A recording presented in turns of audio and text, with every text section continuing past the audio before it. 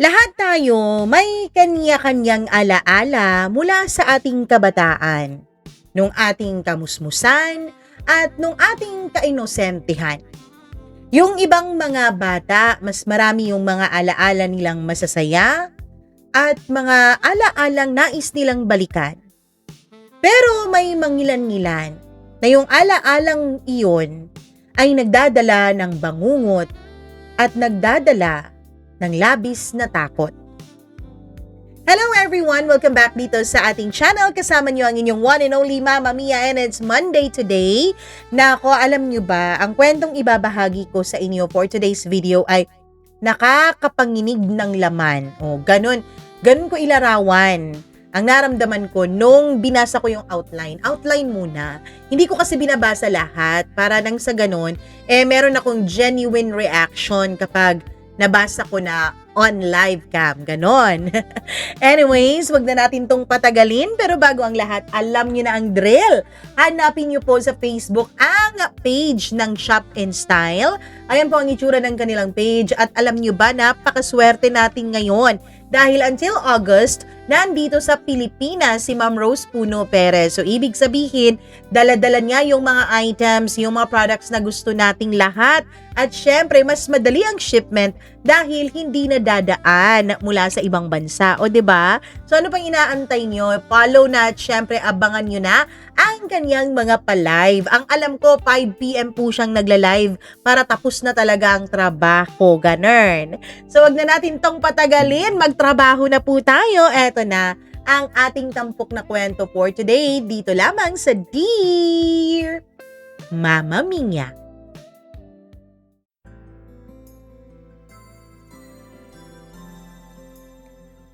Maswerte ang ibang mga tao kung may mga magaganda, masasaya, at nakakatuwa silang alaala ng kanilang kabataan. Pero meron din namang mga katulad ko. Kapag binabalikan ko ang nakaraan, nandito pa rin sa puso ko ang bangungot at takot. Dear Mama Mia, itago niyo na lamang po ako sa pangalang Bea. Ngayon po ay may asawa, may 2 anak at isang tahimik na buhay sa isang maliit na subdivision sa Laguna. Mama Mia, una ko po kayong napakinggan taong 2024. Noon pa lang gusto ko na pong i-share sa inyo itong aking buhay at karanasan. Kaya lang, nangunguna pa rin talaga sa akin noon ang labis na takot. Hindi ko alam kung papaano ko ibabahagi ang kwento ko nang hindi ako umiiyak at hindi ako nagbe-breakdown. At sa wakas, matapos ang mahigit 1 taon, andito na ako. Nagkaroon na ng sapat na lakas ng loob para ibahagi ang kwento ko. Alam ko po na marami ang magagalit sa kwentong ito. Maging ako, Mama Mia, kapag binabalikan ko yun. Tapos, tinitignan ko na lang bilang alaala ng ibang tao. Nanginginig talaga ako sa galit. Kung tutuusin, kung makikita mo po ako sa personal, malamang sasabihin mong isa akong masayang babae. Palangiti, madasalin, at isang mapagmahal na ina. Ngunit may isang bahagi ng aking buhay na kahit kailan ay hindi ko pa lubusang na ikukwento sa kahit na sino. May mga sugat kasing natututunan nating pagtakpan sa likod ng ating mga ngiti. May mga bangungot na natututunan nating itago sa likod ng ating pananahimik. At may mga alaalang kahit ilang taon mo nang pilit na nililibing, ay kusa pa ring bumabangon lalo na sa tuwing mag-isa ka sa dilim. Nagsimula ang lahat noong 6 na taong gulang pa lamang siguro ako, Mama Mia. Siguro dahil hindi ako sure kung ilang taon ba talaga ako noon. Pero isa lang ang tandang-tanda ko. Malinaw na malinaw pa rin sa alaala ko ang araw na umalis si Mama sa aming tahanan. Mainit ang umagang yun. Nasa terminal kami ng bus. Paulit-ulit niya akong niyayakap habang umiiyak. Bea, magpapakabait ka ha? Opo, Mama. Lagi kang makikinig kay Papa, okay? Opo. Pinunasan niya ang luha niya. Ngumiti. Pero kahit bata pa ako noon, alam kong pilit lang ang ngiting yun. Parang may mabigat siyang dinadala sa kanyang dibdib. Pagsakay niya ng bus, tumakbo ako sa bintana. Mama! Mama! Sigaw ko. Lumingon siya. Nakataas ang kamay. At yun ang huling pagkakataong nakita ko siyang personal sa loob ng halos 4 na taon, Mama Mia. Hindi ko alam noon kung bakit kinailangan niyang umalis.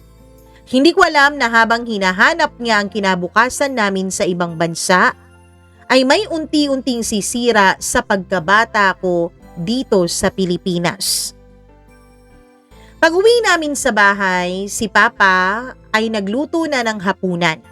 Yung paborito kong ulam, adobo.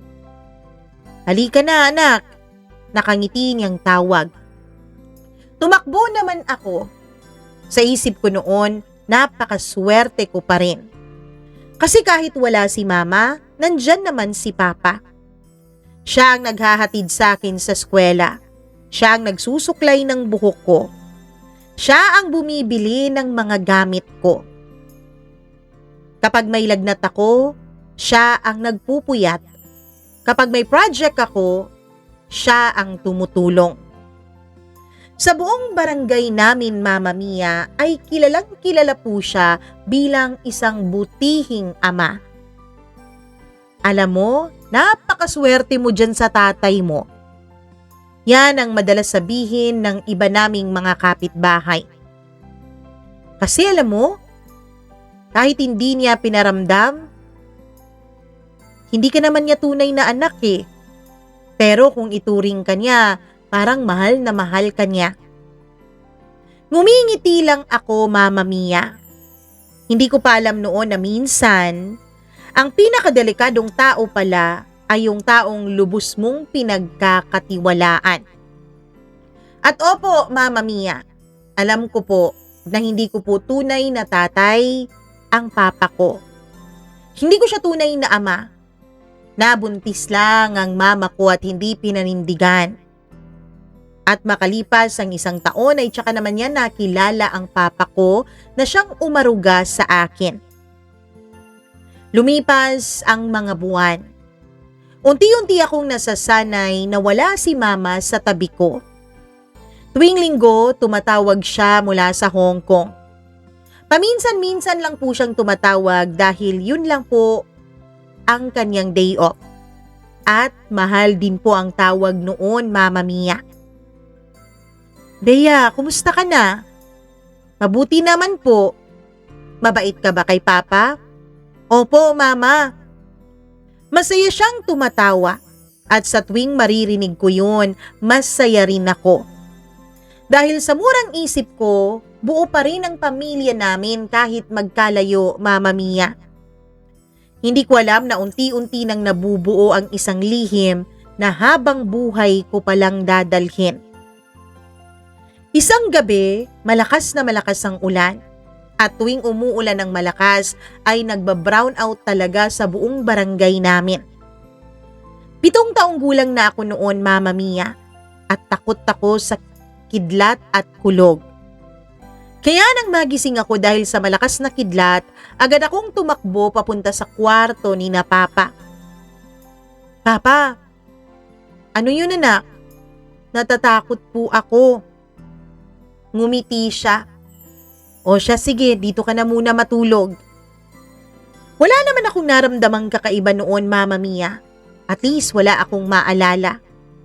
Isa lamang po akong batang naghahanap ng seguridad. Batang nagtitiwala.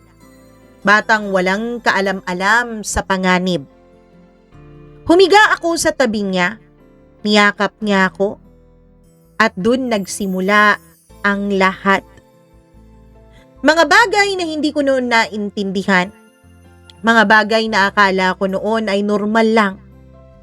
Mga bagay ay kalaunan magiging dahilan ng bawat bangungot ko. Kinabukasan, parang walang nangyari. Nag-almusal kami. Hinatid niya ako sa eskwela at muli kong nakita ang pamilyar niyang ngiti. Ngiting minahal ko bilang kanyang anak. Ngiting kalaunan ay magiging dahilan kung bakit natatakot akong magtiwala sa kahit na sino, lalo na sa isang lalaki.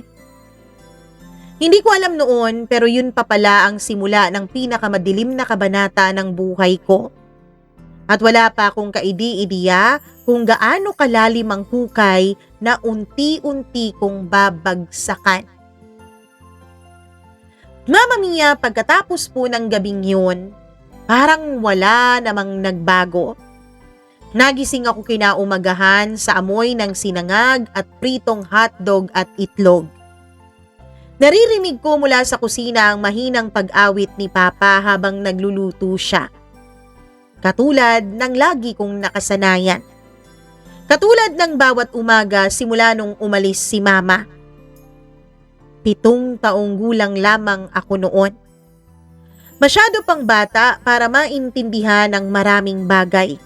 Masyado pang inosente para makita ang mga senyales na dapat sana ay kinatakutan ko noon. Bea, gising na, malilate ka na sa eskwela. Mabilis akong bumangon. Paglabas ko ng kwarto ay nakangiti siyang sumalubong sa akin. Good morning, anak. Good morning po. Nilagyan niya ng hotdog at itlog ang plato ko. Paborito ko yun. At tulad ng dati, masaya akong kumain habang nagkukwento tungkol sa mga kaklase ko. Siya naman ay tahimik na nakikinig. Paminsan-minsan ay tumatawa. Sa paningin talaga ng kahit na sino, isa siyang mabuting ama. At ang mas lalo pang nagpapabuti sa kanya ay hindi naman niya tunay na anak ang kanyang inaaruga. Mama Mia, yun din talaga ang paniniwala ko noon. Sa edad kong 7 taong gulang, wala akong dahilan para magduda sa kabaitan niya. Wala akong dahilan para matakot sa kanya. Wala akong dahilan para isipin na may mali. Dahil kapag bata ka, ang pagmamahal ng isang magulang ay hindi mo kinu-question. Tinatanggap mo lang. Buong buo, buong tiwala at buong puso. Lumipas ang mga buwan. Minsan tumatawag si Mama mula sa Hong Kong. Napakalaking pangyayari noon kapag tumatawag siya. Parang piyesta po sa bahay namin. Anak, kumusta ka na? Mabuti naman po, Ma. Nakikinig ka ba lagi kay Papa? Opo. Oh, ano bang gusto mong ipadala ko para sa'yo? Bag po. Tapos sapatos. Toys, ayaw mo na? Gusto po. Tumatawa siya. Tumatawa rin ako sa kabilang linya. Mama Mia, nararamdaman kong masaya siya sa kabilang linya. Hindi niya alam na habang hinahanap niya ang magandang kinabukasan para sa amin, may mga bagay na nangyayari sa bahay na hindi ko rin naman noon nauunawaan pa. Minsan naiisip ko ngayon, mas mabuti kaya kung hindi umalis ang mama ko? Mas mabuti kaya kung nanatili na lang siya sa tabi ko? Pero tuwing naiisip ko yun, agad ko ring pinipigilan ang sarili ko. Dahil alam ko naman na ginawa lang yun ni Mama para sa akin. Ginawa niya ang lahat para sa pamilya namin. Isa siyang ina. At tulad ng maraming ina, handa siyang magsakripisyo para sa kanyang anak. Kahit ang kapalit pa noon ay ang sarili niyang kalungkutan. Pagsapit ko ng 8 taong gulang, naging mas masayahin ako sa eskwela. Mahilig akong sumali sa mga programs ng school. Mahilig akong kumanta. Mahilig akong sumayaw. Kapag may family day, si Papa ang lagi kong kasama. Tuwing nakikita siya ng mga guru ko, palaging pare-pareho lang ang sinasabi nila. Napakasipag talaga ng Papa mo, Bea. Alam mo, napakabait ng Papa mo. Swerte ka sa Papa mo. Alam mo sir, swerte talaga si Bea na ikaw ang naging tatay niya. Yung ibang tatay, ni hindi man lang magawang ihatid ang mga anak sa eskwela. Pero ikaw tong hands-on sa kanya. Ngumingiti lang si Papa habang inuulanan siya ng mga papuri ng mga guro at ibang mga magulang. At sa tuwing maririnig ko yun, yumayakap ako sa kanya. Dahil proud ako, Mama Mia. Akala ko talaga noon, ako na ang pinakamaswerteng bata sa buong mundo. Tinakwil man ako ng tunay kong ama, hindi man niya ako pinanindigan, ay may Papa naman akong tumayo sa tabi ko at inalagaan ako. Hindi ko alam na habang lumalaki ako, may bahagi ng pagkabata ko ang unti-unting nawawala. Bahaging kailanman ay hindi na maibabalik pa. Isang hapon matapos ang klase, naglalaro kami ng taguan ng mga kaklase at kaibigan ko. Pawisan kaming lahat. Masayang nagtatakbuhan. Masayang nagtatawanan. Napansin kong nakatayo si Papa sa kabilang kalsada. Pinapanood niya kami.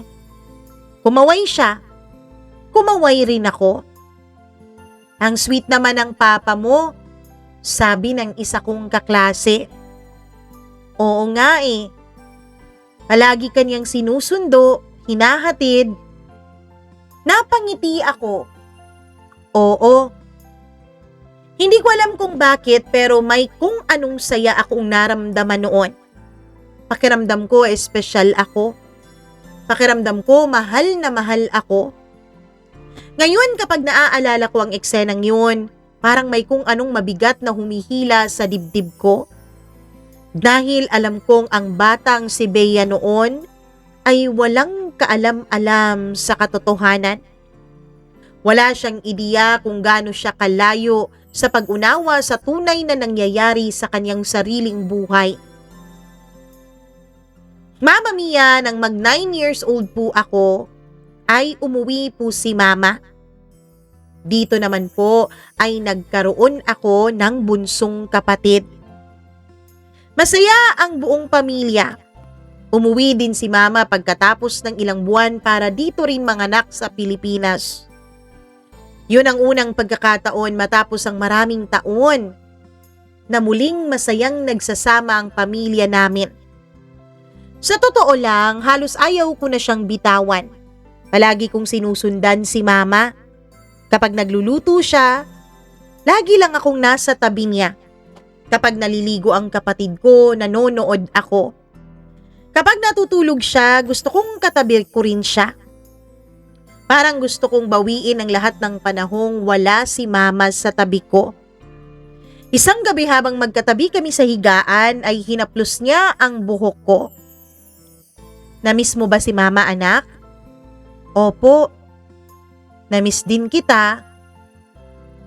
Pero alam mo anak, ilang buwan pa lang naman mula nung huli akong bumisita dito sa Pilipinas, 'di ba? Pero namiss pa rin po kita, Mama. Mama, huwag ka na pong umalis ulit. Lumahimik siya. Narinig ko ang mahinang pagbuntong hininga niya. Pagkatapos ay niyakap niya ako. Kung pwede lang sana anak.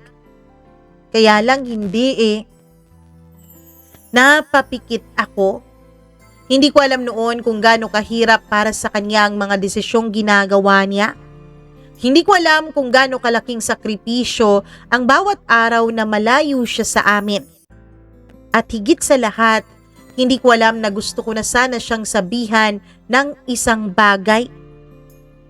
May kung anong gusto akong ikwento sa kanya. May kung ano akong gustong itanong sa kanya. Pero hindi ko magawa, Mama Mia. Hindi ko kasi alam kung paano. Hindi ko alam kung bakit. Pero parang may bahagi ng isip kong natatakot. Parang may bahagi ng puso kong nagsasabing, manahimik ka na lang, Bea. At kaya naman, muli akong nanahimik, Mama Mia. Pagkatapos naman ng ilang buwan, bumalik na naman si Mama sa Hong Kong. At muli kaming naiwan. Ako, si Papa, at ang nakababata kong kapatid. Noon nagsimulang magbago ang lahat. Unti-unti, dahan-dahan. Parang ulan na hindi mo napapansin hanggang sa mabasa ka na ng tuluyan. At sa mga susunod na taon, matututunan ko palang hindi lahat ng sugat ay nakikita. Hindi lahat ng iyak ay naririnig. At hindi lahat ng batang nakangiti ay totoong masaya. May mga bata kasing katulad ko. Mga batang natutong magkunwaring okay dahil hindi nila alam kung paano humingi ng saklolo. At isa ako sa mga batang yun, Mama Mia. Hindi ko pa alam noon, pero ang pinakamahirap na bahagi ng buhay ko ay hindi pa pala talaga nagsisimula. May mga alaalang kahit gaano katagal nang lumipas ay nananatiling malinaw sa ating puso't isip na para bang kahapon lang nangyari ang lahat. Parang isang pelikulang paulit-ulit na ipinapalabas sa loob ng utak mo. Isa sa mga alaalang yun ay ang unang pagkakataong naramdaman kong may kakaiba sa buhay ko. 10 taong gulang ako noon, Mama Mia, grade 4. Isa na akong batang marunong mag-isip, marunong magtanong, marunong magkumpara. At marahil yun ang dahilan kung bakit nagsimula na ring magising ang isip ko sa mga bagay na dati ay basta-basta ko na lang tinatanggap. Isang araw sa eskwela, nagkukwentuhan kami ng mga kaklase ko habang naghihintay sa susunod naming subject. May isa kaming kaklaseng umiiyak. Namumula ang mga mata niya. Anong nangyari? Tanong namin. Pinagalitan kasi ako ng papa ko kagabi. Bakit? Kasi mababa ang grades ko. Nagkatinginan kami. Normal na usapan ng mga bata. Normal na reklamo. Normal na problema. Pagkatapos ay nagsimula na silang magkwento tungkol sa kanilang mga magulang. May nagkwento tungkol sa nanay na mahigpit. May nagkwento tungkol sa tatay na laging galit. May nagkwento tungkol sa magulang na laging busy. Tahimik lang akong nakikinig hanggang sa may nagtanong sa akin. Ikaw, Bea? Ako? Oo. Kumusta ang papa mo? Napaisip ako. Mabait siya. Swerte mo naman. Oo. At doon natapos ang usapan. Pero nang gabing yun, habang nakahiga ako sa kama, naalala ko yung tanong. Kamusta nga ba si Papa? Mabait ba talaga siya? Mahal ba talaga niya ako? O may bagay lang akong hindi lubusang maintindihan? Sa edad na 10, hindi ko pa alam kung paano ilalarawan ang nararamdaman ko, Mama Mia. May mga pagkakataong naguguluhan ako. Kapag may ginagawa siya na parang hindi naman ginagawa ng ibang tatay. Kapag may mga bagay na hindi ko nakikitang nangyayari sa mga bahay ng mga kaibigan at kaklase ko. Kapag may mga pagkakataong parang gusto kong umiwas, ngunit hindi ko alam kung bakit. Kapag may mga sandaling hindi ako komportable sa ginagawa niya pero hindi ko rin magawang ipaliwanag. At sa bawat tanong na pumapasok sa isip ko, isang sagot lang ang lagi kong ibinibigay sa sarili ko. Wala lang yan, kasi mabait naman si Papa. Yun ang nakatatak sa isip ko, Mama Mia. Yun kasi ang sinasabi ng lahat. Yun ang nakikita ng lahat. Kaya pakiramdam ko ako siguro ang mali. Siguro ako lang ang nag-iisip ng kung ano-ano. Siguro ako lang tung magulo ang utak. Lumipas pa ang mga buwan. Mas naging malapit ako sa mga kaklase ko, lalo na kay Jenny. Halos araw-araw kaming magkasama. Kapag recess, magkasama kami. Kapag uwian, magkasama. Kapag may project, magkasama din. Minsan, iniimbitahan niya ako sa bahay nila. Unang beses kong pumunta roon. Napakainit ng pagtanggap ng pamilya niya sa akin. Habang gumagawa kami ni Jenny ng assignment, ay dumating ang tatay niya. "Oh, anong ginagawa niyo?" "Assignment po." "Good. Tapusin niyo na yan ha, para makapaglaro pa kayo." Umiti siya na sa amin at dumiretso na sa kusina. Wala nang iba. Simple, normal. At doon ko unang napansin, parang may iba talaga. Hindi ko maipaliwanag pero parang iba. Pag-uwi ko ng bahay ay sinalubong ako ni Papa. "Saan ka galing?" "Kina Jenny po." "Sino kasama mo?" "Mga kaklase ko po." "Anong oras kayo dumating doon?" "Pagkatapos po agad ng klase." Sunod-sunod ang tanong niya. Napansin kong parang hindi siya masaya. Parang may galit sa boses niya. Parang may inis. Hindi ko maintindihan kung bakit, project lang naman yung ginawa namin kina Jenny at saka iilang assignment. Mga bata lang naman kami. Pero mula noon napansin kong mas madalas na niya akong bantayan. Mas madalas na niya akong tanungin kung nasaan ako, kung sinong kasama ko, kung sinong mga kinakausap ko, pati nga kung sino ang mga katabi ko sa klase. At kahit bata pa ako, may kung anong bumubulong noon sa isip ko. Parang hindi ito normal. Isang linggo nagpunta kami sa palengke. Habang naglalakad ay nakita ako ng dati naming kapitbahay. "Uy, ang laki na ni Bea." "Oo nga." "At lumalaki siyang maganda." Tumawa sila. Pagkatapos ay may isa pang babaeng nagsabi, "Naku Ben, ingatan mo yung anak mo. Dalagita na at maganda pa." Natawa ang lahat, pati si Papa Ben. Pero may kung anong kakaiba sa paraan ng pagtitig niya sa akin ng sandaling yon. Saglit lang. Napakabilis ngunit sapat para makaramdam ako ng kakaibang kaba. Hindi ko alam kung bakit. Hindi ko alam kung ano yon pero naaalala ko pa rin ang pakiramdam na yon hanggang ngayon. Pagsapit ng 11 taong gulang ko, nagsimula nang magbago ang katawan ko. Unti-unti akong nagdadalaga at kasabay noon ay lalo ring lumalaki ang mga tanong sa isip ko. Bakit parang iba ang tingin niya sa akin? Bakit parang ayaw niyang makihalubilo ako sa ibang tao? Lalo na sa mga lalaki. Bakit parang gusto niya lagi na lang siyang kasama ko?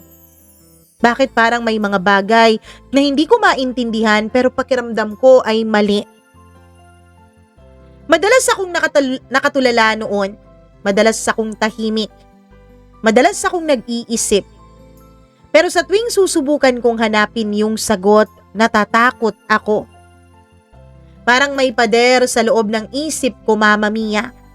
Parang may bahagi ng sarili kong ayaw malaman ang buong katotohanan. Dahil baka mas masakit. Dahil baka mas nakakatakot. Minsan habang nagliligpit ako ng gamit sa kwarto, ay may nakita akong lumang larawan. Larawan ni na Mama at Papa Ben. Bata pa sila sa larawan na yun. Matagal ko yung pinagmasdan. Mukha silang masaya. Mukha silang nagmamahalan. Mukha silang normal na mag-asawa. At bigla kong naisip, paano kung sasabihin ko kay Mama ang lahat ng gumugulo sa isipan ko? Maniniwala kaya siya? O iisipin niyang nag-eembento lang ako? Magagalit kaya siya? Masisira kaya ang pamilya namin? At kung masira man, kasalanan ko ba? Yun ang tanong na paulit-ulit kong kinakatakutan. Dahil kahit bata pa ako noon, pakiramdam ko nakasalalay sa akin ang katahimikan ng aming pamilya.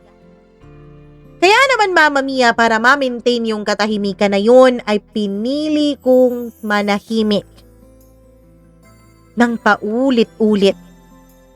Hindi ko alam na sa bawat araw na lumilipas, mas lalo kong ikinukulong ang sarili ko sa isang katahimikan na balang araw ay halos sumira na sa akin. Ngunit darating ang panahon na hindi na sapat ang pananahimik. Darating ang panahon na hindi na kayang itago ng puso ang sakit. Darating ang panahon na ang batang natutong magpanggap na masaya ay mapipilitan din palang harapin ang katotohanan. At nangyari yun sa pagsisimula ko ng high school. Panahong akala ko ay magiging simula ng bagong yugto ng aking buhay. Hindi ko alam na yun palang simula ng pinakamahirap na laban sa buhay ko. At sa laban na yun, ako lamang ang nakakaalam kung gaano talaga ako nasaktan. May mga yugto sa buhay na akala natin ay magiging simula na ng ating kalayaan. Mga panahong inaasahan nating magbabago ang lahat. Mga panahong pinapangarap nating iwanan ang mga bagay na nagpapabigat sa ating loob.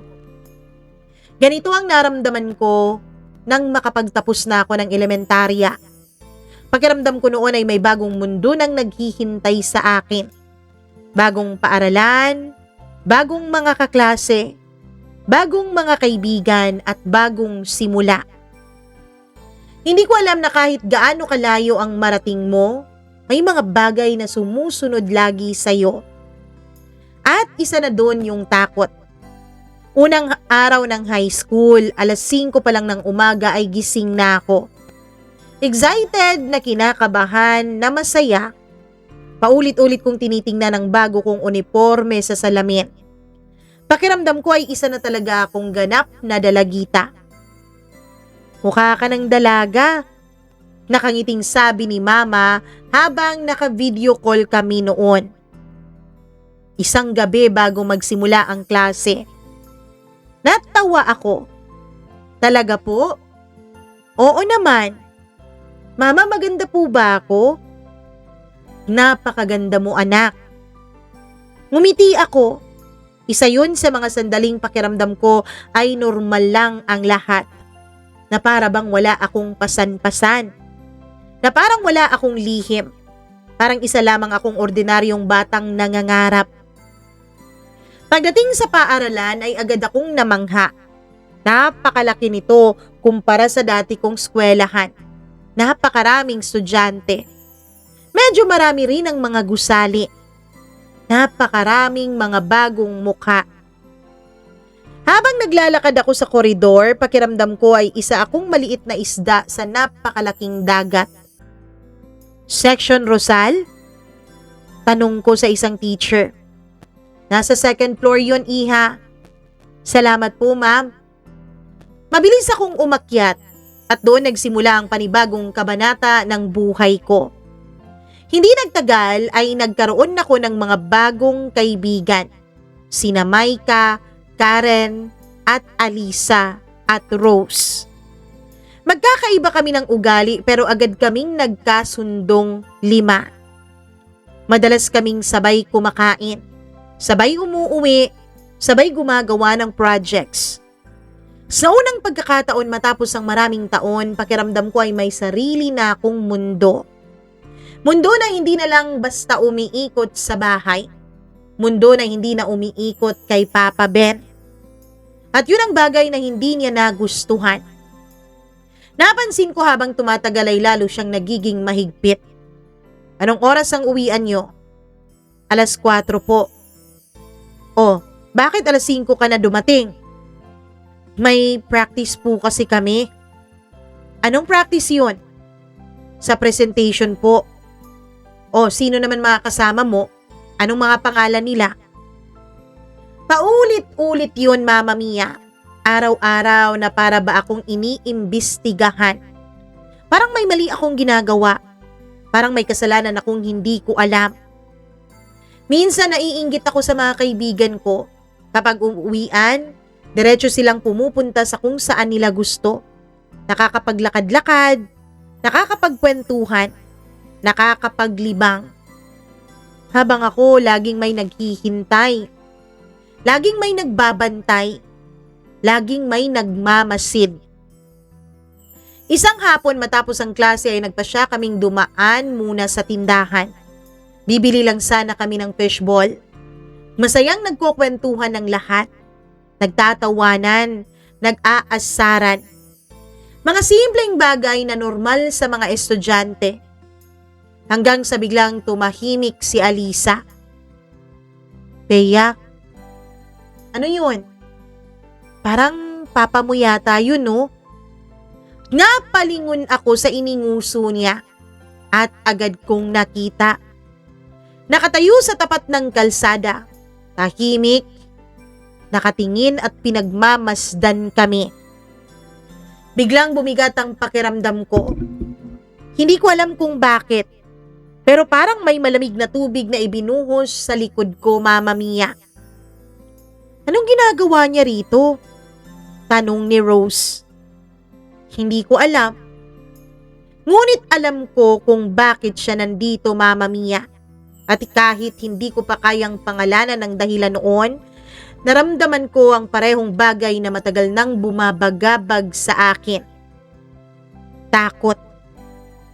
Uwi na tayo, sabi ko. Ang aga pa eh. May gagawin pa kasi ako eh. Nagsinungaling ako, Mama Mia. Ang totoo niyan, ayokong makita nilang lumalapit siya. Ayokong makita nila ang kaba sa mukha ko kapag malapit si Papa Ben sa akin. Ayokong magtanong ang mga kaibigan ko. Dahil hindi ko rin naman alam ang isasagot ko kapag nagkataon. Habang naglalakad ako pa uwi kasama siya, ay tahimik lang kaming dalawa. Pagkatapos ng ilang minuto ay nagsalita siya. Sino ba yung mga kasama mo? Mga kaklase ko po. Lahat ba babae? Opo. Sigurado ka? Napatingin ako sa kanya at sa unang pagkakataon may kung anong kumirot sa dibdib ko. Hindi ko maintindihan pero parang may mali. Parang hindi iyon normal na tanong ng isang ama. Lumipas pa ang mga buwan. Mas lalo akong naging malapit sa mga kaibigan ko. At dahil doon, mas lalo rin akong natutong magkumpara. Kapag nasa bahay ni na Alisa, nakikita ko kung paano siya tartuhin ng mga magulang niya. Kapag nasa bahay naman kami ni na Karen, nakikita ko kung paano siya kausapin ng papa niya. Kapag may family day, nakikita ko kung paano makitungo ang ibang tatay sa kanilang mga anak. At sa bawat pagkakataon, Mama Mia, mas lalo po akong naguguluhan. Mas lalo akong nagtatanong. Mas lalo kong nararamdamang may hindi tamang nangyayari sa bahay namin. Isang gabi habang gumagawa ako ng assignment ay bigla akong napatingin sa salamin. 13 taong gulang na ako noon. Halatang-halata na ang pagbabago sa aking katawan. Nagsimula na talaga akong magdalaga. At habang tinitignan ko ang sarili ko, may kung anong takot na kusang lumalabas sa isip ko. Bakit pakiramdam ko lalo akong natatakot? Hindi ko alam ang sagot noon, pero alam kong naroon yung takot. Matagal na. Tahimik na lumalaki kasabay ko. Tahimik na sumasabay sa bawat taon ng buhay ko.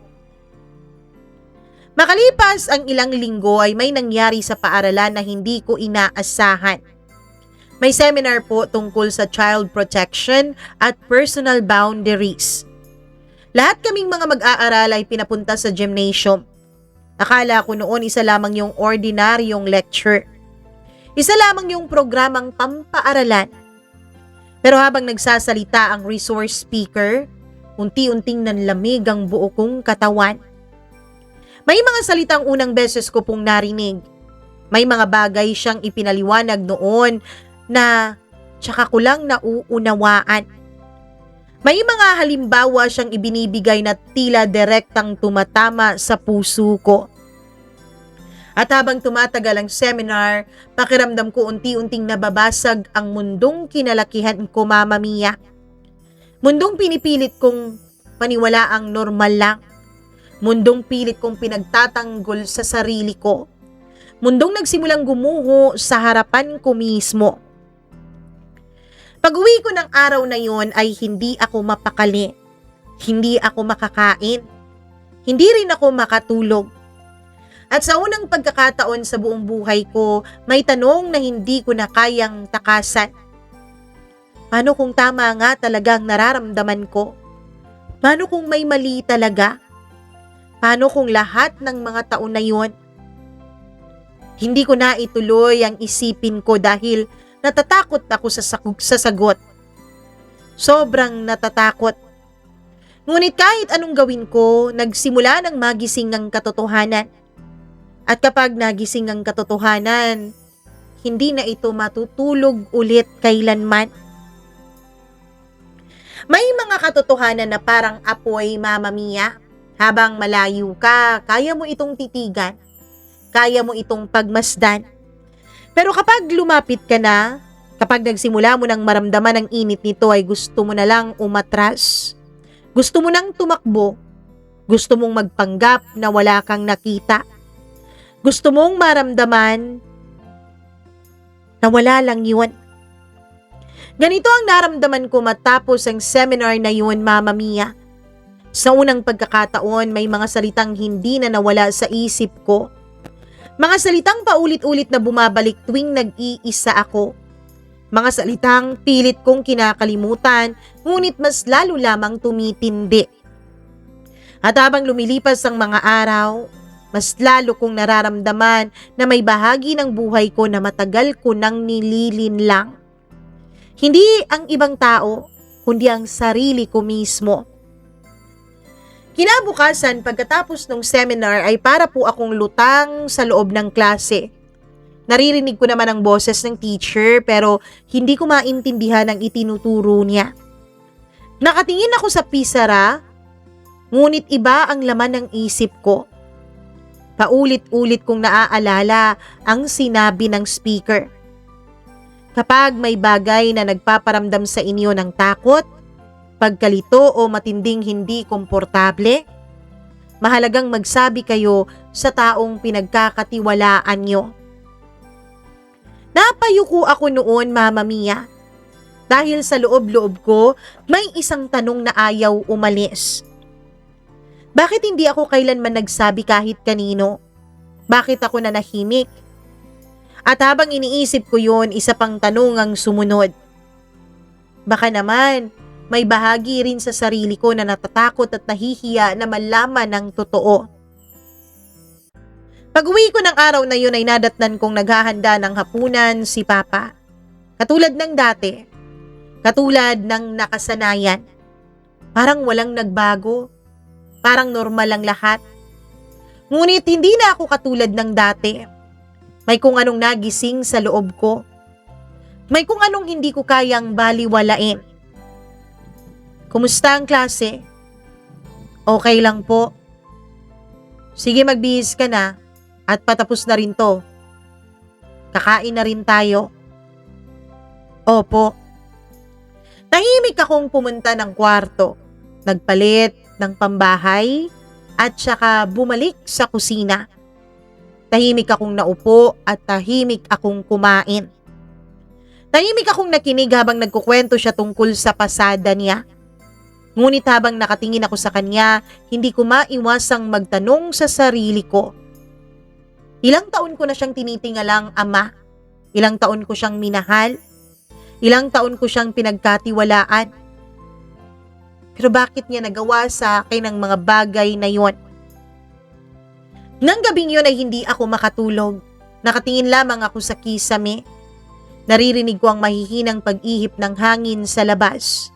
Naririnig ko ang takol ng mga aso sa malayo. Naririnig ko ang tibok ng puso ko. Napakabilis, Parang may hinahabol. Parang may kinatatakutan. At dun sa gitna ng katahimikan, nagsimula akong alalahanin ang mga bagay na matagal ko nang itinulak sa pinakamailalim na bahagi ng isip ko.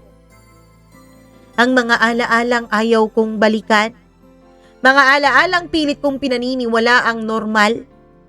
Ngunit habang tumatagal, mas lalo silang nagiging malinaw. Mas lalong nagkakaroon ng kahulugan at mas lalo akong natatakot. Paano kung dumating sa punto na humigit pa doon ang maranasan ko? Lumipas ang ilang linggo, nagpatuloy ang buhay, nagpatuloy ang klase, nagpatuloy ang mga gawain. Ngunit ako, hindi na ako mapakali. Kapag nasa bahay ako, pakiramdam ko may mabigat na bagay na nakadagan sa dibdib ko. Kapag nasa eskwela ako, dun lamang ako nakakaramdam ng konting ginhawa. Dun lamang ako nakakahinga ng maluwag. Dun lamang ako nakakalimot. Kaya mas lalo akong naging malapit sa mga kaibigan ko, Mama Mia. Mas madalas akong sumali sa mga school activities. Mas madalas akong magpaiwan sa paaralan. Hindi dahil masipag akong estudyante, kundi dahil ayokong umuwi agad. Isang araw matapos ang klase, ay nagtanong si Alisa sa akin, "Bea? Okay ka lang ba?" "Oo naman." "Nagsisinungaling ka eh." Napatingin ako sa kanya. Ngumiti siya. Yung klaseng ngiti ng kaibigang parang kilalang kilala ka. Yung ngiting nagsasabing alam niyang may mali sa loob ko. "Ano ka ba? Totoo, ayos lang ako. Wala ito." "Bea eh, magsabi ka na ng totoo." Tumahimik ako at sa loob ng ilang segundo gusto kong magsalita. Gusto kong sabihin ang lahat. Gusto kong ilabas ang bigat na matagal ko nang pasan-pasan. Pero hindi ko nagawa. Natakot ako sa kanya, Mama Mia. Natakot ako sa katotohanan. Alam ko na kapag sinabi ko yun ng malakas, ay baka tuluyang masira ang imahinasyon ko sa isang masaya at buong pamilya. Makalipas ang ilang buwan ay 14 na taong gulang na ako. At sa edad na yun, nagsimula na rin talaga akong mapansin ng iilang mga lalaki sa school.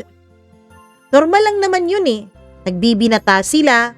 Nagdadalaga naman kaming mga babae. Bahagi yun ng paglaki. Minsan may mga nagpapadala ng sulat. Minsan may mga nagpaparinig. Minsan may nagpapahatid ng tsokolate at kung ano-ano pang regalo. At tulad ng ibang mga babae, kinikilig din ako kahit papaano. Ngunit tuwing may lalaking sumusubok lumapit sa akin, may kung anong hindi magandang nangyayari sa bahay. Parang nag-iiba ang ugali ni Papa. Mas nagiging mahigpit, mas nagiging mapagmatsyag, at mas maraming tanong. Mas maraming pagbabawal, at hindi ko maintindihan kung bakit. Isang hapon habang nagwawalis ako ng bakuran ay may isang kaklase akong dumaan. Si Carlo. Isa sa pinakamabait naming kaklasing lalaki. "Hi, Bea." Umiti ako at nag-hi din sa kanya. "Sasali ka ba sa science fair?" "Oo, yata." "Good luck ha." "Ikaw din, good luck din sa'yo." Sandali lang ang usapang yun. Wala pa nga halos 1 minuto eh. Pagkaalis niya ay bumalik ako sa pagwawalis. Hindi ko na malayang nasa likod ko pala si Papa. "Kilala mo siya?" Bigla akong kinabahan at napalingon. "Classmate ko po." "Bakit kanya kinakausap?" Nanlamig ako. "Classmate ko nga po eh." "Ikaw huwag kang makikipagkaibigan sa mga lalaki." "Bakit po?" Mama Mia, biglang tumalim ang tingin niya. "Kasi sinabi ko. Kapag sinabi ko, sumunod ka na lang." Hindi na ako sumagot. Ngunit ng gabing yun, hindi mawala ang tanong sa isip ko. Bakit? Bakit parang galit siya? Bakit parang may karapatan siyang magdesisyon sa bawat taong lalapit sa akin? At bakit pakiramdam ko hindi yun normal? Habang lumilipas ang panahon, mas lalo kong nauunawaan ng mga bagay. Mas lalo kong napapansin ang mga pagkakaibang matagal kong binabaliwala. At habang lumalawak ang mundo ko, mas lalo kong nakikita kung gaano kasikip ang mundong ginagalawan ko noon sa bahay. Unti-unti kong napagtanto na hindi lahat ng pamilya ay katulad ng samin. Hindi lahat ng tahanan ay may katahimikang puno ng takot. Hindi lahat ng anak ay kailangang mag-isip ng sobra bago magsalita. Hindi lahat ng ngiti ay may kasamang pangamba. Isang gabi habang nakahiga ako sa kama ay may naalala akong tanong mula sa seminar. Kung may pagkakataon kang kausapin ang mas bata mong sarili, ano ang sasabihin mo sa kanya? Napapikit ako at sa unang pagkakataon naisip ko ang batang si Bea. Yung batang 7 taong gulang lang. Yung batang walang kamalay-malay. Yung batang nagtitiwala sa lahat. At kung kaya ko siyang yakapin noon, isa lang marahil ang sasabihin ko. Hindi mo kasalanan. Hindi mo kasalanan. Dahil kahit hindi ko palubos na uunawaan ang lahat, may bahagi po ng puso ko na nagsisimulang makita ang katotohanan. At habang papalapit ako sa katotohanan iyon ay mas lalo akong natatakot. Dahil alam kong darating ang araw na wala akong ibang pagpipilian. Kailangan kong harapin ang katotohanan na yun kahit gaano pa kasakit. Kahit gaano pa ako katakot. At ang araw na yun ay mas malapit na pala kesa sa inaakala ko, Mama Mia. 15 years old ako, Mama Mia. 3rd year na kami noon. Isang gabi, kumukulog na naman at kumikidlat sa labas. Biglang nanumbalik sa alaala ko yung gabi noon kung saan unang nangyari ang lahat. Takot na takot ako. Hindi na dahil sa kulog at kidlat kundi sa mga alaalang pumapasok sa isipan ko. Kung paanong nung gabing yun ay nawala ang tunay kong kainosentehan. Habang kumukulog at kumikidlat ay bigla namang nag-brown out. Pagkatapos ng ilang minuto ay biglang bumukas ang pinto ng kwarto ko. Mama Mia, dala ng liwanag ng kidlat ay nakita kong nakatayo doon si Papa Ben. Bea, pumunta ako dito dahil alam ko takot ka sa kidlat at kulog. Ayos lang po ako. Hindi ka ayos. Halika, tatabihan kita. Hindi na po, ayos lang po talaga ako. Bakit ganyan ka? Natatakot ka ba sa akin? Hindi po. Sige po, ayos lang po talaga ako. Kaya ko na pong mag-isa, malaki na po ako eh. Hindi ka okay. Mas kailangan po kayo ng kapatid ko. Ayos lang ang kapatid mo, mahimbing na natutulog. Tatabi na ako ha. Huwag po, ayos lang po talaga ako. Paulit-ulit ko kahit nanginginig na ang boses ko. Pero hindi siya nakinig, Mama Mia. Humiga siya sa kama. At doon, nangyari na naman ang isang bagay. Hindi ko na lang po sasabihin dito ang mga detalyeng pangyayari. Pero iba ang nangyari sa gabing yon. Hindi katulad nung 7 years old pa lang ako na mga kamay lang ang gumagalaw. Sa gabing yun, buong buo po ang ginawa sa akin. Umiiyak ako, nanginginig. Sinabihan ko naman siyang wag. Sinubukan ko namang tumakbo. Sinubukan ko namang tumakas. Pero Mama Mia, may bit-bit pala siyang patalim sa likuran niya. At nung itinutok niya yun sa leeg ko ay wala na po akong nagawa. Impit na pag-iyak na lang ang ginawa ko habang patuloy siya sa kademonyuhan niya. At alam mo ba, Mama Mia, hindi po doon natapos ang lahat. Kasi ang nangyari, pagkatapos ng gabing yun ay tahasan na po niya kung ginagalaw kung kailan niya gusto. Isang araw ay may iniabot siya sa akin na isang pakete. Nung buksan ko, contraceptive pills ang laman nun. Nagme-mens ka na, 'di ba? Kaya inumin mo yan para hindi ka mabuntis. Mama Mia, pumayag ako. Ininom ko yun. Hindi dahil pumapayag ako o nagugustuhan ko ang ginagawa niya, kundi dahil takot din akong mabuntis. Ayokong tuluyang masira ang buhay ko. Sira na nga eh. Alam kong mas mawawasak pa kapag nagkaroon ng bunga ang mga kahayupang ginagawa niya. Magmula nung araw na talagang sa pilitan na niya akong inangkin, ay nagbago na po ako. Hindi na po ako sumasali ng mga school activities. Hindi na ako sumasama sa mga kaibigan ko. Nagmumukmuk na lang ako sa library. Nagkukunwaring magbasa pero hindi naman ginagawa. Bumaba din ang grades ko sa klase. Hindi ko alam na ang mga bagay na yun ay napansin pala ng mga kaibigan ko.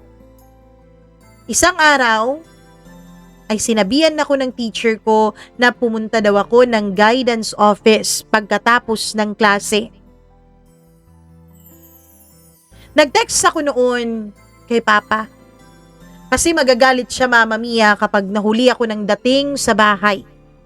Ang gusto niya tuwing uwian ay umuuwi agad ako. Nag-text ako para wag siyang magalit. Pagpasok ko ay tahimik ang buong guidance office. Ramdam ko ang lamig ng aircon pero mas malamig ang pakiramdam sa dibdib ko. Naupo ako sa harap ng counselor habang nakapamewang ang mga kamay ko sa ibabaw ng tuhod ko. Bea, safe ka dito. Hindi ako sumagot. Hindi ko na alam kung ano ang ibig sabihin ng salitang safe. Sa loob ng maraming taon, ang salitang ligtas ay parang isang bagay na naririnig ko lang sa iba. Hindi ko naramdaman sa sarili kong buhay.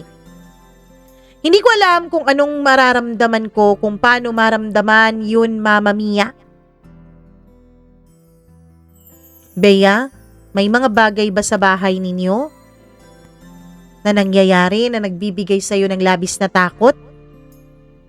Tahimik ako. Sa isip ko ang daming sagot pero walang lumalabas sa bibig ko. Dahil ang bawat sagot ay may kapalit na mas malaking takot. Kapag nagsalita ako, anong mangyayari? Maniniwala ba sila? Anong gagawin nila? Mapapahiya ba ang mama ko? Paano kung hindi sila maniwala sa akin? Mabait ang imahe ng papa ko sa lahat ng tao. Kapag sinabi ko ang totoo, sigurado may mga magdududa. Sigurado may mga hindi maniniwala. Hindi ko alam kung paano nagsimula. Pero Mama Mia, biglang dumating sina Alisa, Karen, Mika at Rose. Nakaupo sila sa gilid, tahimik at seryoso. Hindi tulad ng dati. Nang makita ko sila ay alam ko agad na may sinabi sila kaya ako pinatawag ng guidance counselor. Nandun din ang principal namin, Mama Mia. Nagulat ako at natakot at the same time.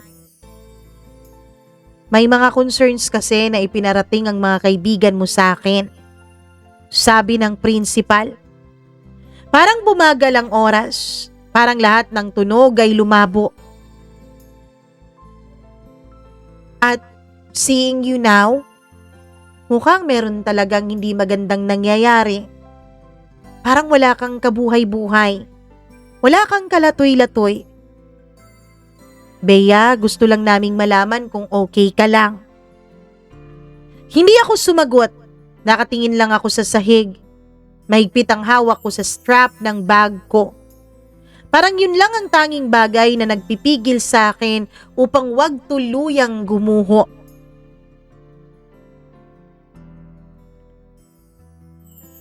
Bea, sabihin mo na. Kala mo ba hindi namin napapansin? Nung isang araw, may pasa ka sa legs mo. Nakita namin nung nag-PE tayo at nagpalit tayo ng PE uniform. Sinasaktan ka ba sa inyo?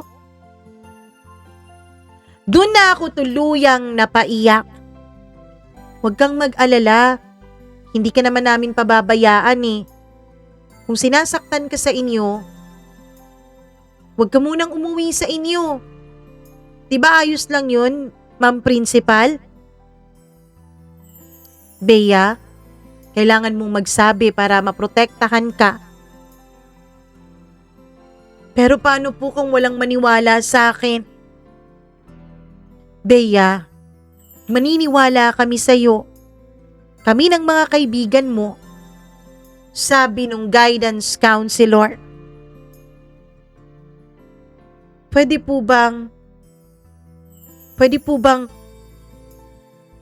kayo lang po ang kausapin ko? Mama Mia, nagkatinginan silang lahat nung sinabi ko yun sa guidance counselor ng school namin. Agad namang lumabas ang principal at sinama niya ang mga kaibigan ko. Nung kaming dalawa na lang ng guidance counselor, ay hinaplos niya ang likod ko. Pwede mong sabihin sa akin ang lahat. Pangako, kung ano man yan, poprotektahan kita. Kung may nananakit sa'yo, hindi kita ibabalik doon. Dahil sa sinabi niya Mama Mia ay nagkaroon po ako ng lakas ng loob. Isiniwalat ko sa kanya ang lahat. Kitang-kita ko ang pagkatigagal ng kanyang muka. Pagkatapos kong sabihin yun, ay may i-denial siya sa kanyang telepono. Ilang sandali pa ay pumasok ulit si principal, pati na rin ang mga kaibigan ko. Niyakap ako ng guidance counselor. Mama Mia, wala pa sigurong 20 minutos nang may dumating na ambulansya. Hindi ko alam kung para saan, pero pinasama nila ako. Dinala ako sa ospital at sinuri ako ng mga eksperto. Nahihiya pa nga ako nung una. Hindi ako iniwanan ng mga kaibigan ko, Mama Mia. Sumama sila. Nagsipagpaalam sila sa kanilang mga magulang para ako ay masamahan. Habang nasa ospital ako ay tunog ng tunog ang cellphone ko. Ring ito ng ring. Nung tignan ko ay nanginginig ang kamay ko. Kinuha ni Alisa mula sa kamay ko yung cellphone at nakita niyang si Papa Ben ang tumatawag. Akin na yan, sabi ng guidance counselor. Sinagot niya Mama Mia ang tawag.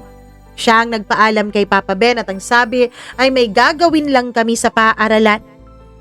Narinig ko na medyo nag-alinlangan si Papa Ben sa kabilang linya. Pero wala siyang nagawa dahil guidance counselor yun. Pagkatapos ng examination ay may mga pulis na dumating sa ospital. Bea, ang gawin mo lang, kailangan mo lang din sabihin sa kanila ang totoo, anak ha, para nang matulungan ka namin. Mama Mia, pagkatapos nun, ay nilakasan ko ang loob ko. Kahit na takot ako. Nung una ayaw ko pang magsalita. Nung napagtanto ng mga pulis na ayaw kong magsabi sa isang lalaki, ay tumawag sila ng babaeng pulis na siyang nakipag-usap sa akin. May taga DSWD din Mama Mia. Sinabi ko ang lahat. Pagkatapos ay sinabihan ako ng guidance counselor na sa bahay na muna niya ako uuwi ng gabing yun. Dumaan muna kami sa isang department store at bumili ng pwede kong isuot kinabukasan. Pinatay niya rin ang cellphone ko para wag daw akong makontak ni Papa Ben, para wag akong matakot. May contact ka ba sa mama mo? Tanong nila. Opo. At binigay ko ang YM Messenger ng mama ko. Tinawagan siya ng guidance counselor at siya ang nagpaliwanag sa mama ko sa lahat ng nangyari. Pero ma'am, huwag mo munang warningan ang asawa mo. Baka makatakas siya eh. Tumango ang mama ko at umiyak ng umiyak sa kabilang linya. Paulit-ulit siyang humihingi ng tawad sa akin dahil hindi niya raw ako naprotektahan sa isang demonyong nag-aanyong anghel. Kinabukasan ay lumabas agad yung resulta. Ang alam ko, Mama Mia, ay pinuntahan agad ng mga pulis ang papa sa bahay namin. Nagtangka pa nga daw tumakas si papa gamit ang tricycle niya pero nahuli din siya kalaunan. Pagdating sa presinto ay paulit-ulit niyang sinasabing wala daw siyang ginawa sa akin. Nagawa-gawa ko lang daw ang lahat. Pero nalaman dun sa investigasyon at dun sa mga test na ginawa sa akin na may ginawa ngang mali sa katawan ko. Ginamit ko rin bilang ebidensya yung contraceptive pills na binibigay niya sa akin. Umuwi ang mama ko galing Hong Kong. Galit na galit siya, Mama Mia, kulang na lang patay niya ang Papa Ben dun sa courtroom. Napakahaba po ng naging laban ko noon, Mama Mia. Nakakatakot, nakakapagod, nakaka-drain na paulit-ulit mong sasabihin sa hukuman ang mga nangyari. Kung paano nagsimula, kung paano nangyari ang lahat. Mama Mia, nalaman din sa buong school ang nangyari sa akin.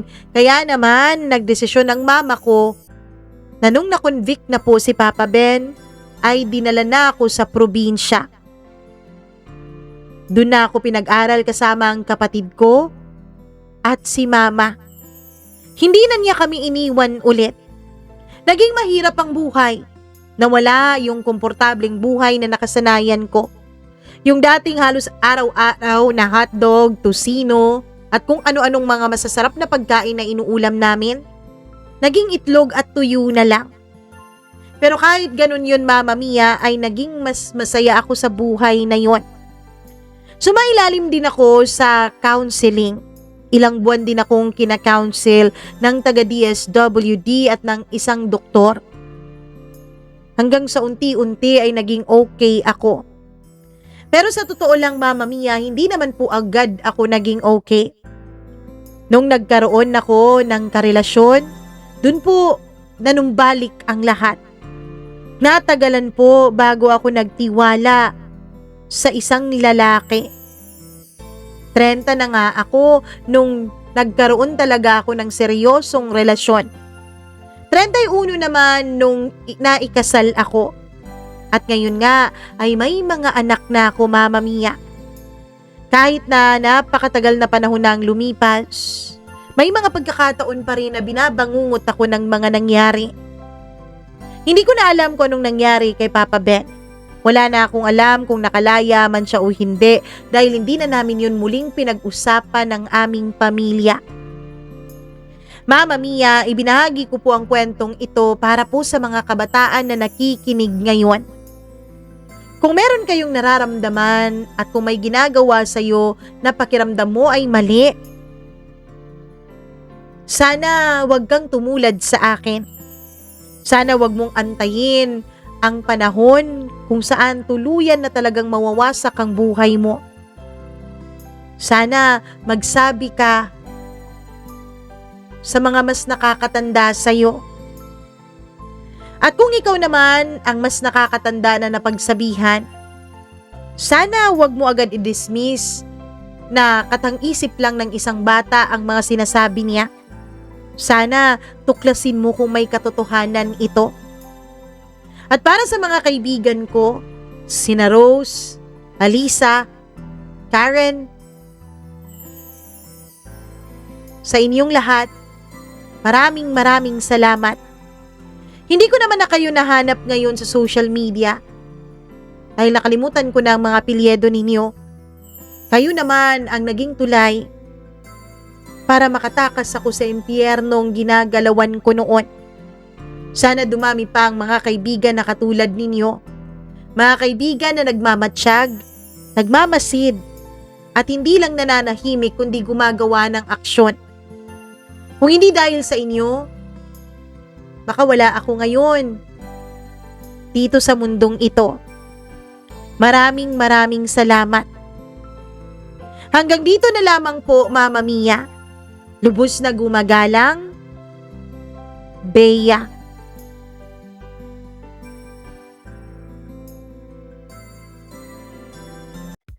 Grabe ang kwento ni Bea.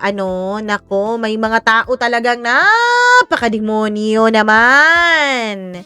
Bakit ba kayo dumadami dito sa mundo? Bakit ba merong mga katulad ninyo dito sa mundo? Sana, 'di ba? Lord, wag mo nang paramihin yung mga ganitong uri ng tao na naghahasik lang ng lagim, ng trauma, lalo pa sa mga inosenteng kabataan. 'Di ba? Naku naman, nakakasakit ng damdamin. Anyways, maraming salamat sa iyo, Bea, sa pagbahagi mo ng nakakapanggigil na kwento pero inspiring din naman at the same time. Ayun, maraming salamat sa iyo at sa lahat ng mga nakikinig ngayon para mas marami pong maabot ang kwentong ito, mas maraming ma-inspire na magsalita, mas maraming ma-inspire na mangialam. Naku, ang gawin nyo po ay mag-subscribe kayo sa channel na to muna tapos i-like at i-share nyo ang video na to para marami ang mas maabot, 'di ba? Ganun lang 'yon. Anyways, hello po ako sa ating mga kasuki na tagapakinig na laging nandito para sa atin. Unang-una na diyan syempre ang atin pong mga members. Maraming salamat, members. Hello sa inyo. Hello ako sa pinakabago nating member na si Pepe Macaranas at si Rosel Macdolor at si Ernesto Boys. Maraming salamat sa inyo.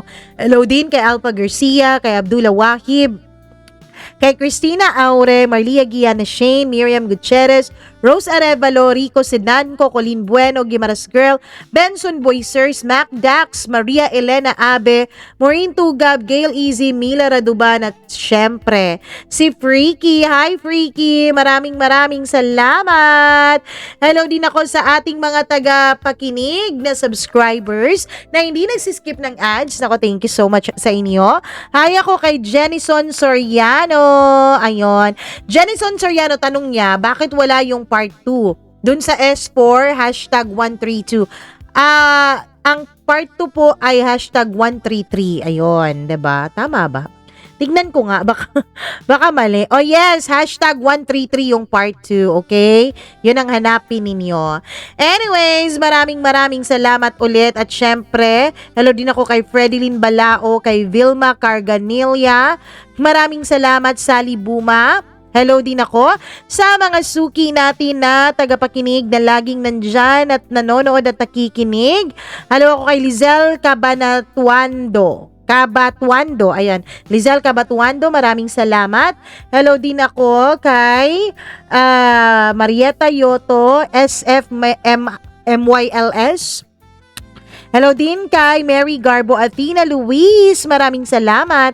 Axa Eliana, Rose Santiago, thank you very much. Susan Boribor, kay Kabayan OFW, maraming salamat. LV Lapot, Magdalena Garcia, Ernesto Lapaz, maraming thank you. Lady Limbarte, Joylyn Espinosa, thank you very much sa inyong lahat. Ako po ang nag-iisa ninyong Mama Mia na nag-i-invite sa inyo na kung meron po kayong mga ganitong kwento, mga kwento lalo na kapag napupulutan natin ng aral at nagbibigay proteksyon sa ating mga kabataan, all you have to do is to email that to us. Ayun po ang ating email address, mamamiacdo00317@gmail.com. Maraming salamat ulit. Ako po si Mama Mia. Mag-ingat po kayo. Paalam. Bye!